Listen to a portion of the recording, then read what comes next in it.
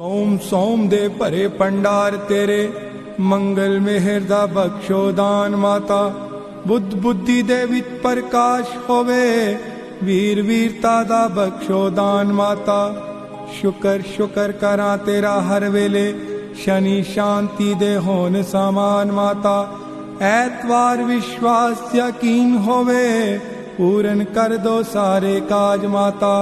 हे माता मातेश्वरी सर्व सुखों की खान, माँ देवन वाली एक है मांगत कुल जहान।